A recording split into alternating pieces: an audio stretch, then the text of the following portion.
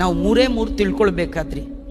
ಎಲ್ಲಿಂದ ಬಂದೆ, ಇಲ್ಲಿ ಯಾಕಿದ್ದೀನಿ, ಇಲ್ಲಿಂದ ಎಲ್ಲಿ ಹೋಗ್ಬೇಕು ಗೊತ್ತಿರ್ಬೇಕೋ ಬೇಡ ಅಲ್ವಾ? ಈ ಬಸ್ ಸ್ಟಾಪಲ್ಲಿ ನಿಂತವ್ರನ್ನ ಕೇಳಿ, ಎಲ್ಲಿಂದ ಬಂದ್ರಿ ಗೊತ್ತಿಲ್ಲ, ಇಲ್ಲಿ ಯಾಕೆ ನಿಂತಿದ್ದೀರಿ ಗೊತ್ತಿಲ್ಲ, ಇಲ್ಲಿಂದ ಎಲ್ಲಿ ಹೋಗ್ತೀರಿ ಗೊತ್ತಿಲ್ಲ ಅಂದ್ರೆ ಏನರ್ಥ? ತಲೆ ಸರಿಗಿಲ್ಲ.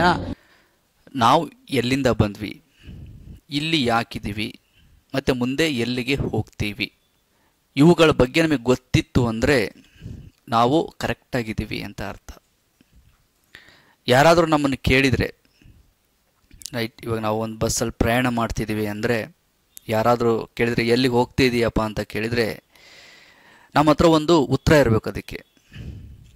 ಇಲ್ಲ ಗೊತ್ತಿಲ್ಲ ಅಂತಂದರೆ ಅವ್ರ ಕಣ್ಣಿಗೆ ನಾವು ಹುಚ್ಚರ ಥರ ಕಾಣಿಸ್ತೀವಿ. ಅದೇ ರೀತಿಯಲ್ಲಿ ಇಲ್ಲಿ ಬದುಕ್ತಾ ಇದ್ದೀವಿ ಅಂದರೆ ನಾವು ಯಾಕೆ ಬದುಕ್ತಾ ಇದ್ದೀವಿ ಮತ್ತೆ ಎಲ್ಲಿಗೆ ಹೋಗ್ತೀವಿ ಅನ್ನೋದು ನಮಗೆ ಗೊತ್ತಿರಬೇಕು. ಹಾಗಾದರೆ ಈ ಮೂರು ವಿಷಯಗಳನ್ನು ಹೇಗೆ ತಿಳ್ಕೊಳ್ಳೋದು? ನಮಗೆಲ್ರಿಗೂ ಚೆನ್ನಾಗಿ ಗೊತ್ತು, ನಮಗೇನಾದ್ರು ಕಷ್ಟ ಬಂದಾಗ, ಎಲ್ಲರೂ ಕೈ ಬಿಟ್ಟಾಗ ನಾವು ಪದೇ ಪದೇ ಆಕಾಶನ ನೋಡ್ತಾ ಇರ್ತೀವಿ. ಅಂದರೆ ದೇವ್ರ ಕಡೆ ಮುಖ ಮಾಡ್ತೀವಿ. ನಮಗೆಲ್ರಿಗೂ ಚೆನ್ನಾಗಿ ಗೊತ್ತು ದೇವ್ರ ಕಡೆಯಿಂದ ನಾವು ಬಂದಿದ್ದೀವಿ ಅಂತ ಹೇಳಿ. ಅಂದರೆ ದೇವರೇ ನಮ್ಮನ್ನು ಇಲ್ಲಿಗೆ ಕಳಿಸಿದ್ದಾನೆ. ಯಾಕೆ ಕಳಿಸಿದ್ದಾನೆ? ಇದು ಸ್ವಲ್ಪ ಕಷ್ಟ ಆಗುತ್ತೆ ಜನರಿಗೆ ತಿಳ್ಕೊಳ್ಳೋಕ್ಕೆ. ಆದರೆ ಯೋಚನೆ ಮಾಡೋರಿಗೆ ತುಂಬ ಸುಲಭ ಹೇಳಬೇಕು ಅಂತಂದರೆ. ಕೆಲವೊಬ್ಬರು ಇಂಥ ವಿಷಯಗಳು ನಮಗೆ ಯೋಚನೆ ಮಾಡೋಕ್ಕೆ ಆಗೋದಿಲ್ಲ, ಮನುಷ್ಯನಿಗೆ ಆ ಶಕ್ತಿನೇ ಇಲ್ಲ ಅಂತ ಅಂದ್ಕೊಂಡ್ಬಿಡ್ತಾರೆ. ರೈಟ್, ದೇವರು, ಭಕ್ತಿ, ಧರ್ಮ ಈ ಒಂದು ವಿಷಯದ ಬಗ್ಗೆ ನಾವು ಪೂರ್ತಿಯಾಗಿ ತಿಳ್ಕೊಳ್ಳೋಕ್ಕೆ ಆಗೋದಿಲ್ಲ. ನಾವು ಎಲ್ಲಿಗೆ ಹೋಗ್ತೀವಿ ಅನ್ನೋದು ಅದು ಯಾರು ಕಂಡುಹಿಡಿಯೋಕ್ಕಾಗೋದಿಲ್ಲ. ನಾವು ಎಲ್ಲಿಂದ ಬಂದ್ವಿ ಅನ್ನೋದು ಯಾರು ತಿಳ್ಕೊಳ್ಳೋಕ್ಕಾಗೋದಿಲ್ಲ. ಅದೆಲ್ಲ ರಹಸ್ಯ ಅಂತ ಹೇಳಿ ನಮಗೆ ಹೌದಲ್ವಾ, ಅದ್ರ ಬಗ್ಗೆ ತಿಳ್ಕೊಳ್ಳೋಕ್ಕೆ ಆಗೋದಿಲ್ಲಲ್ವಾ ಅಂತ ಹೇಳಿ ನಮ್ಮ ಜ್ಞಾನನ ತಟ್ಟಿ ಮಲಗಿಸ್ಬಿಡ್ತಾರೆ. ನೋಡಿ, ಪ್ರಪಂಚದಲ್ಲಿ ಎಷ್ಟು ಕೋಟಿ ಜೀವರಾಶಿಗಳಿದ್ದಾವೆ. ಅದರಲ್ಲಿ ಮನುಷ್ಯನಿಗೆ ಸ್ಪೆಷಲ್ಲಾಗಿ ದೇವರು ಬುದ್ಧಿಶಕ್ತಿಯನ್ನು ಕೊಟ್ಟಿದ್ದಾನೆ, ಆಲೋಚನೆ ಮಾಡೋ ಶಕ್ತಿಯನ್ನು ಕೊಟ್ಟಿದ್ದಾನೆ, ವಿಚಾರ ಮಾಡೋ ಶಕ್ತಿಯನ್ನು ಕೊಟ್ಟಿದ್ದಾನೆ. ಹಾಗಾಗಿನೇ ಅದೇ ಬುದ್ಧಿಶಕ್ತಿಯನ್ನು ಉಪಯೋಗಿಸ್ಕೊಂಡು ಮನುಷ್ಯ ಇವತ್ತು ದೊಡ್ಡ ದೊಡ್ಡ ಬಿಲ್ಡಿಂಗಲ್ಲಿ ಬದುಕ್ತಾ ಇದ್ದಾನೆ, ಆಕಾಶದಲ್ಲಿ ಹಾರಾಡೋ ವಿಮಾನವನ್ನು ಕಂಡು ಹಿಡಿದಿದ್ದಾನೆ, ಏನೆಲ್ಲ ಅದ್ಭುತವಾದ ವಸ್ತುಗಳನ್ನು ಕಂಡುಹಿಡಿದು ರೆಡಿ ಮಾಡಿದ್ದಾನೆ ದೇವರು ಕೊಟ್ಟ ಬುದ್ಧಿಶಕ್ತಿಯಿಂದಾನೆ. ಆದರೆ ಅದೇ ಬುದ್ಧಿಶಕ್ತಿಯಿಂದಾನೆ ದೇವರನ್ನು ತಿಳ್ಕೊಳ್ಳೋದ್ರಲ್ಲಿ, ಅರಿಯೋದ್ರಲ್ಲಿ ತುಂಬ ಹಿಂದೆ ಉಳಿದಿದ್ದಾನೆ. ಹಾಗಾಗಿ ನಾವು ಇವುಗಳ ಬಗ್ಗೆ ತಿಳ್ಕೊಳ್ಳೇಬೇಕು. ಸಾಧ್ಯ? ಯಾಕೆ ಸಾಧ್ಯ ಇಲ್ಲ ಸ್ವಾಮಿ?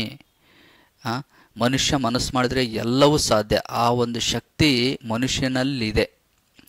ಹಾಗಾದರೆ ಈಗ ವಿಷಯಕ್ಕೆ ಬಂದರೆ, ನಾವು ಇಲ್ಲಿ ಹೇಗೆ ಬಂದ್ವಿ ಅಂತಂದರೆ ದೇವರು ನಮ್ಮನ್ನು ಕಳಿಸಿದ್ದಾನೆ. ರೈಟ್, ಹಾಗಾದರೆ ಇಲ್ಲಿ ನಾವು ಯಾಕಿದ್ದೀವಿ? ನೆಕ್ಸ್ಟ್ ಎರಡನೇ ಪ್ರಶ್ನೆ, ಯಾಕಿದ್ದೀವಿ? ನೋಡಿ, ಈ ಥರ ಪ್ರಶ್ನೆ ಕೆಲವೊಬ್ಬರು ನಾವು ಕೇಳಿದರೆ ಒಬ್ಬೊಬ್ರದ್ದು ಒಂದೊಂದು ಥರ ಉತ್ತರ ಇರುತ್ತೆ. ಎಲ್ಲರದ್ದು ಒಂದೇ ಥರ ಉತ್ತರ ಇರೋದಿಲ್ಲ. ಆದರೆ ಇದಕ್ಕೆ ಉತ್ತರ ಮಾತ್ರ ಒಂದೇ ಇರುತ್ತೆ. ಯಾರು ಹೇಗೆ ಬೇಕೋ ಅವ್ರ ಮನಸ್ಸಿಗೆ ಇಷ್ಟ ಬಂದಂಗೆ ಇದಕ್ಕೆ ಉತ್ತರ ಕೊಡೋಕ್ಕಾಗೋದಿಲ್ಲ. ಇಲ್ಲಿ ನಾವು ಯಾಕಿದ್ದೀವಿ? ತುಂಬ ಜನ ಅನ್ಕೊತಾರೆ ನಾವಿಲ್ಲಿ ಸುಖವಾಗಿರೋದಕ್ಕೆ ಇದ್ದೀವಿ ಅಂತ ಹೇಳಿ. ಈ ಒಂದು ವಿಚಾರದಿಂದನೇ ಇವತ್ತು ವ್ಯಕ್ತಿ ಬರೀ ಸಂಪಾದನೆ ಹಿಂದೆ ಓಡ್ತಾ ಇದ್ದಾರೆ. ಸಂಪಾದನೆ ಎಲ್ಲ ಬೇಕು ಸ್ನೇಹಿತರೆ, ಎಲ್ಲ ಬೇಕು. ಅದು ಏನಕ್ಕೆ ಬೇಕು ಅಂದರೆ ಬದುಕೋದಿಕ್ಕೆ ಬೇಕು. ಆದರೆ ಸಂಪಾದನೆನೇ ಬದುಕಾಗಬಾರ್ದು. ರೈಟ್, ಸಂಪಾದನೆ ಬೇಕು, ಹಣ ಬೇಕು, ಆಸ್ತಿ ಬೇಕು, ಎಲ್ಲನೂ ಬೇಕು. ಏನಕ್ಕೆ ಬೇಕು ಅಂದರೆ ನಮಗೆ ಬದುಕಲಿಕ್ಕೆ. ಬಟ್ ಅದನ್ನೇ ಬದುಕು ಅಂತ ನಾವು ಯಾವತ್ತಿಗೂ ಅನ್ಕೋಬಾರ್ದು. ಹಾಗಾಗಿ ನಾವು ಇದಕ್ಕಿಂತ ಮೀರಿ ಯೋಚನೆ ಮಾಡಬೇಕಾಗುತ್ತೆ. ನಾವಿಲ್ಲಿ ತುಂಬ ದಿವಸ ಇರೋದಿಲ್ಲ.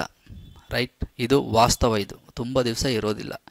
ನಾವು ಯಾವುದ್ರ ಹಿಂದೆ ಓಡ್ತಾ ಇದ್ದೀವಲ್ವ, ಏನು ಹಣ, ಅಧಿಕಾರ, ಆಸ್ತಿ ಇವುಗಳ ಹಿಂದೆ ಓಡ್ತಾ ಇದ್ದೀವಲ್ವ, ಇವು ಯಾವನ್ನು ನಾವು ತಗೊಂಡು ಹೋಗೋಕ್ಕೆ ಆಗೋದಿಲ್ಲ, ಸಾಧ್ಯ ಇಲ್ಲ.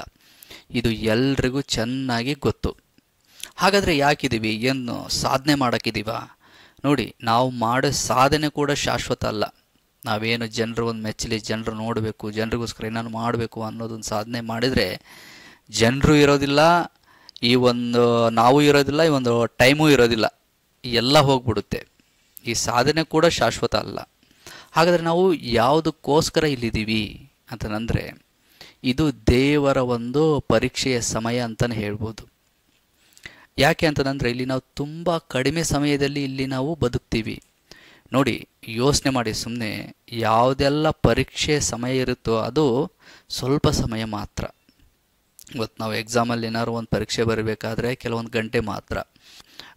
ಕೆಲಸ ಮಾಡೋ ಜಾಗದಲ್ಲಿ ಒಬ್ಬರು ಇಂಟರ್ವ್ಯೂ ತೊಗೊತಾರೆ ಅಂದರೆ ಅದು ಒಂಥರ ಪರೀಕ್ಷೆನೇ, ಅಲ್ಲಿ ಕೂಡ ಕೆಲವೊಂದು ನಿಮಿಷಗಳು ಮಾತ್ರ. ನಮ್ಮ ಜೀವನ ಅವಧಿ ಇಲ್ಲೇ ಕಡಿಮೆ ಇರೋದ್ರಿಂದ ಇದು ಕೂಡ ಒಂದು ಪರೀಕ್ಷೆ ಅಂತಲೇ ಹೇಳ್ಬೋದು. ದೇವರು ಇಟ್ಟಿರುವ ಪರೀಕ್ಷೆ. ಒಬ್ಬ ವ್ಯಕ್ತಿ ಯಾವ ರೀತಿಯಲ್ಲಿ ಬದುಕ್ತಾನೆ, ಯಾವ ರೀತಿ ಕರ್ಮಗಳನ್ನು ಮಾಡ್ತಾನೆ ಅನ್ನೋದಕ್ಕೋಸ್ಕರ ದೇವರು ಈ ಒಂದು ಪರೀಕ್ಷೆಯ ಜೀವನವನ್ನು ಇಟ್ಟಿದ್ದಾನೆ ಅಂತಲೇ ನಾವು ಹೇಳ್ಬೋದು. ಎರಡನೇದು ಕ್ಲಿಯರ್ ಆಯಿತು.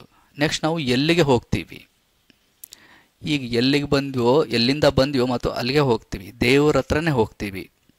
ಕೆಲವೊಬ್ಬರ ಪ್ರಶ್ನೆ ಬರ್ಬೋದು, ದೇವರೇ ನಮ್ಮನ್ನು ಇಲ್ಲಿ ಕಳಿಸಿದ್ದಾನೆ ಅನ್ನೋದು ಏನು ಗ್ಯಾರಂಟಿ, ಏನು ಪ್ರೂಫ್ ಇದೆ? ದೇವರು ಇದ್ದಾನೆ ಅನ್ನೋದು ಏನು ಗ್ಯಾರಂಟಿ, ಏನು ಪ್ರೂಫ್ ಇದೆ ಅಂತ ಕೇಳ್ತಾ ಇರ್ತಾರೆ. ಖಂಡಿತ ಇದೆ ಸ್ವಾಮಿ. ನಾವು ಹುಟ್ಟೋಕಿನ ಮುಂಚೆ ನಾವಿಲ್ಲಿ ಬರ್ತೀವಿ ಅಂತ ಗೊತ್ತಿದ್ದಿಲ್ಲ ನಮಗೆ. ಸುಮ್ಮನೆ ಕೂತ್ಕೊಂಡು ಒಂದೆರಡು ನಿಮಿಷ ಆರಾಮಾಗಿ ಯೋಚನೆ ಮಾಡಿ. ಸುಮ್ಮನೆ ಒಂದೆರಡು ನಿಮಿಷ. ನಮ್ಮದಲ್ಲದ ವಸ್ತುಗಳು ತುಂಬ ಇದ್ದಾವೆ ನಮ್ಮ ಸುತ್ತಮುತ್ತ. ನೋಡಿ, ನಮಗೆ ಬದುಕಲಿಕ್ಕೆ ಮುಖ್ಯವಾಗಿ ಬೆಳಕು ಬೇಕು. ಸೂರ್ಯ ಇದ್ದಾನೆ, ಇದನ್ನು ನಾವು ಇಟ್ಟಿಲ್ಲ ಸ್ವಾಮಿ. ರಾತ್ರಿ ಬೆಳಗಲಿಕ್ಕೆ ಒಂದು ಬೆಳಕು ಬೇಕು, ಅದಕ್ಕೆ ಚಂದ್ರ ಇದ್ದಾನೆ, ಇದನ್ನು ನಾವಿಟ್ಟಿಲ್ಲ. ಮತ್ತು ಕುಡಿಲಿಕ್ಕೆ ನೀರು ಬೇಕು, ಆಕಾಶದಿಂದ ಮಳೆ ಬರಬೇಕು, ಅದನ್ನು ನಾವು ತರೋಕ್ಕಾಗೋದಿಲ್ಲ. ಮತ್ತು ಭೂಮಿಯಿಂದ ಬೆಳೆ ಬರಬೇಕು, ಮಣ್ಣು ಬೇಕು, ಮಣ್ಣನ್ನು ಯಾರು ಸೃಷ್ಟಿ ಮಾಡೋಕ್ಕಾಗೋದಿಲ್ಲ. ಹೀಗೆ ಸುತ್ತಮುತ್ತ ನೋಡಿದರೆ ಅನೇಕ ವಸ್ತುಗಳು, ಅದ್ಭುತವಾದ ಅನೇಕ ವಸ್ತುಗಳು ನಮಗೆ ಕಣ್ಣಿಗೆ ಕಾಣಿಸ್ತವೆ. ಇವುಗಳನ್ನು ನಾವಂತೂ ಮಾಡಿಲ್ಲ. ನಾವು ಬರೋಕ್ಕಿಂತ ಮುಂಚೆ ಇವೆಲ್ಲ ರೆಡಿಯಾಗಿರ್ತವೆ ನಮಗೋಸ್ಕರ. ಯಾಕೆ? ನಾವಿಲ್ಲಿ ಬದುಕಬೇಕಲ್ವ, ಅದಕ್ಕೆ ಇವುಗಳೆಲ್ಲ ನಮಗೆ ಸಹಾಯ ಮಾಡ್ತವೆ. ಹಾಗಾದರೆ ಇವುಗಳನ್ನು ಇಟ್ಟೋರು ಯಾರು? ಯಾವುದಾದ್ರು ಒಂದು ಶಕ್ತಿ ಇರಬೇಕಲ್ವ. ಹಾಗಾಗಿನೇ ಆ ಒಂದು ಶಕ್ತಿಯನ್ನೇ ನಾವು ದೇವರು ಅಂತ ಕರಿತೀವಿ. ಇದರಲ್ಲಿ ಯಾವುದೂ ಡೌಟ್ಸ್ ಇಲ್ಲ. ನಿಮಗೆ ದೇವ್ರ ಬಗ್ಗೆ ಅನುಮಾನ ಬಂತಾ? ನಿಮಗೆ ದೇವ್ರ ಬಗ್ಗೆ ಸರಿಯಾಗಿ ತಿಳ್ಕೋಬೇಕಾ? ಸೃಷ್ಟಿಯನ್ನು ನೋಡಿ ಅಷ್ಟೇ, ಬೇರೆ ಏನು ಬೇಡ. ಸೃಷ್ಟಿಯನ್ನು ನೋಡಿ, ಜಗತ್ತನ್ನು ನೋಡಿ ಜನಾರ್ದನನ್ನು ತಿಳಿಯಿರಿ ಅಂತ ಹೇಳ್ತಾರೆ. ಹಾಗಾಗಿ ದೇವರ ಬಗ್ಗೆ ಗೊತ್ತಾಗಬೇಕು ಅಂದರೆ ದೇವರು ಸೃಷ್ಟಿ ಮಾಡಿರೋ ಸೃಷ್ಟಿಗಳು ನಮ್ಮ ಕಣ್ಣಿಗೆ ಕಾಣಿಸ್ತಾ ಇದ್ದೇವೆ, ದೇವರು ಕಾಣಿಸೋದಿಲ್ಲ. ದೇವರು ಸೃಷ್ಟಿ ಮಾಡಿರೋ ಸೃಷ್ಟಿಗಳು ನಮ್ಮ ಕಣ್ಣಿಗೆ ಕಾಣಿಸ್ತಾ ಇದ್ದಾವೆ. ಅವುಗಳನ್ನು ನೋಡುವುದರ ಮುಖಾಂತರ ನಾವು ದೇವರನ್ನು ಅರಿಬಹುದು. ಹೌದು, ದೇವರಿದ್ದಾನೆ ಅಂತ ಹೇಳಿ, ಆ ಒಂದು ಶಕ್ತಿ ಇದೆ ಅಂತ ಹೇಳಿ. ಹಾಗಾಗಿನೇ ಸ್ನೇಹಿತರೆ, ನಾವು ಎಲ್ಲಿಂದ ಬಂದ್ವಿ? ನಮ್ಮನ್ನು ದೇವರು ಕಳಿಸಿದ್ದಾನೆ. ಇಲ್ಲೇ ಹಾಕಿದ್ದೀವಿ. ದೇವರು ನಮ್ಮನ್ನು ಪರೀಕ್ಷೆ ಮಾಡಲಿಕ್ಕೆ ಈ ಒಂದು ಜೀವನವನ್ನು ಕೊಟ್ಟಿದ್ದಾನೆ. ಮತ್ತು ನಾವು ಇಲ್ಲಿಂದ ಎಲ್ಲಿಗೆ ಹೋಗ್ತೀವಿ ಅಂದರೆ ದೇವ್ರ ಹತ್ರ ಹೋಗ್ತೀವಿ. ಈ ಒಂದು 3 ವಿಷಯಗಳು ನಮಗೆ ಚೆನ್ನಾಗಿ ಗೊತ್ತಿತ್ತು ಅಂದರೆ ನಾವು ಜೀವನದಲ್ಲಿ ಸರಿಯಾಗಿ ಬದುಕ್ತೀವಿ. ಯೋಚನೆ ಮಾಡಿ, ಆಲೋಚನೆ ಮಾಡಿ, ಪ್ರತಿಯೊಂದು ವಿಷಯದಲ್ಲಿ ಜಾಗ್ರತೆ ವಹಿಸಿ ನಾವು ಶಾಂತಿಯಿಂದ ಜೀವನವನ್ನು ನಡೆಸ್ತೀವಿ. ಇದಕ್ಕೆ ಜಾಸ್ತಿ ಶ್ರೀಮಂತಿಕೆ ಬೇಕಾಗಿಲ್ಲ, ಸ್ವಲ್ಪ ಜ್ಞಾನ ಇದ್ದರೆ ಸಾಕು ಅಷ್ಟೇ.